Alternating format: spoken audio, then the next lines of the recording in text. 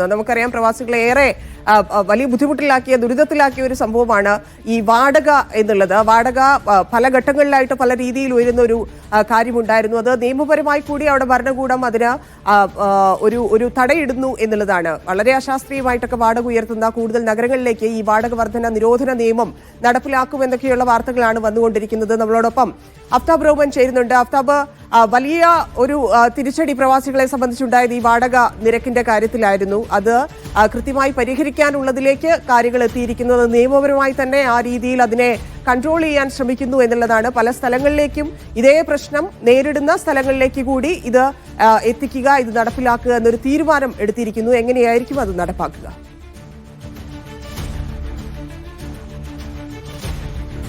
Saudi അറേബ്യയെ സംബന്ധിച്ചിടത്തോളം കഴിഞ്ഞ 2 വർഷത്തിനിടയ്ക്ക് വലിയ തോതിലുള്ള വാടക വർധനവാണ് പ്രധാനപ്പെട്ട 2 നഗരങ്ങളിൽ, അതിൽ തലസ്ഥാനമായ റിയാദും ഒപ്പം തന്നെ ജിദ്ദ, ഈ 2 നഗരങ്ങളിലാണ് വലിയ തോതിൽ വാടക നിരക്ക് ഉയരുന്ന സാഹചര്യം ഉണ്ടായത്.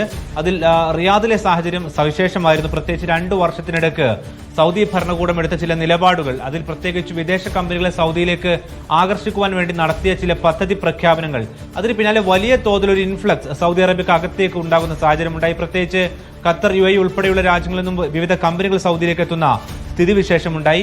ഇതിന് പിന്നാലെ സൗദിയിലെ നഗരത്തിന്റെ പ്രധാനപ്പെട്ട ഭാഗങ്ങളിൽ പ്രത്യേകിച്ച് A ക്ലാസ് ബിൽഡിങ്ങുകളെല്ലാം തന്നെ പെട്ടെന്ന് നിറയുന്ന സാഹചര്യമുണ്ടായി.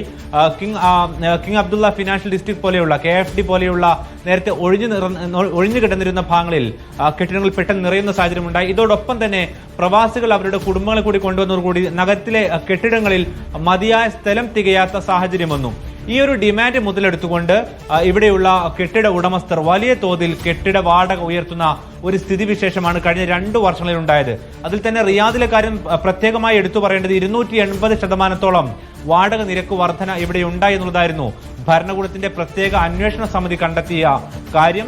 ഇതിന് പിന്നാലെ റിയാദിൽ നടപ്പാക്കിയ ഒരു പ്രധാനപ്പെട്ട പദ്ധതിയായിരുന്നു 5 വർഷത്തേക്ക് വാടക വർദ്ധിപ്പിക്കുന്നത് ഫ്രീസ് ചെയ്തുകൊണ്ടുള്ള അല്ലെങ്കിൽ അത് നിരോധിച്ചുകൊണ്ടുള്ള നിയമം. അതായത് 2030 വരെ റിയാദ് നഗരത്തിൽ ഇനി വാടക ഉയർത്താൻ പാടില്ല.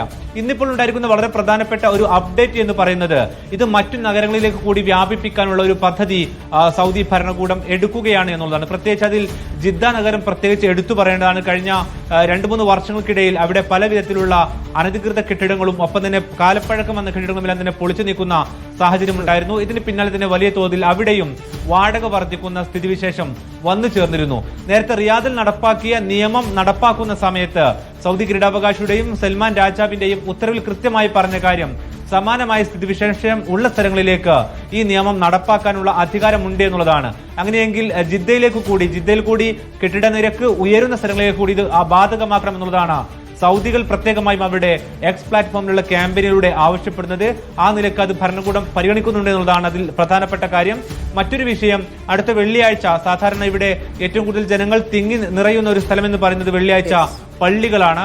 ഈ പള്ളികൾ കേന്ദ്രീകരിച്ചുകൊണ്ട് കെട്ടിട ഉടമകളോട് അമിതമായി വാടക വാങ്ങുന്നതിന്റെ പ്രത്യാഘാതത്തെക്കുറിച്ച് ബോധവൽക്കരണം എന്നുള്ള നിർദ്ദേശം കൂടി ഇസ്ലാമിക കാര്യ മന്ത്രാലയം നൽകിയിട്ടുണ്ട്. ഈ തരത്തിൽ ഒരു വശത്ത് ക്യാമ്പയിൻ പോലെയും മറുവശത്ത് അത് നിയമമായും നടപ്പിലാകുന്നു എന്നുള്ളതാണ് റിയാദിനെ സംബന്ധിച്ചിടത്തോളം, പ്രവാസികളെ സംബന്ധിച്ചിടത്തോളം വലിയ ആശ്വാസകരമായ പ്രഖ്യാപനമായിരുന്നു നേരത്തെ ഉണ്ടായിരുന്നത്.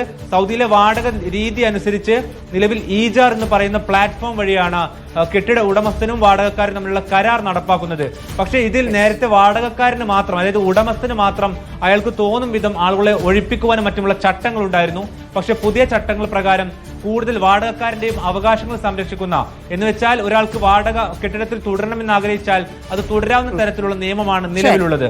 ഏതായിരുന്നാലും ഈ ഒരു ആഴ്ചയിലെ വെള്ളിയാഴ്ച പ്രാർത്ഥനയിലടക്കം ഇതുമായി ബന്ധപ്പെട്ട ബോധവൽക്കരണം നൽകണമെന്ന് പറയുമ്പോൾ ഭരണകൂടം അത് കൂടുതൽ നഗരങ്ങളിലേക്കും ഒപ്പം തന്നെ ജനങ്ങളിലേക്കും എത്തണമെന്ന് ആഗ്രഹിക്കുന്നുണ്ട്. വലിയ ആശ്വാസകരമാണ് പ്രവാസികൾക്കുൾപ്പെടെ ഈ വാടക വർധനവിൽ ഒരു കടിഞ്ഞാനിടുന്നു എന്നുള്ളത്. അത് അഫ്താബ് പറഞ്ഞതുപോലെ വെള്ളിയാഴ്ച എല്ലാവരെയും അറിയിക്കുന്ന രീതിയിലേക്ക് അങ്ങനെ അനൗൺസ് ചെയ്ത് അത് നടപ്പാക്കാൻ തന്നെയാണ് സൗദി ഉദ്ദേശിക്കുന്നത് എന്നുള്ളതാണ്.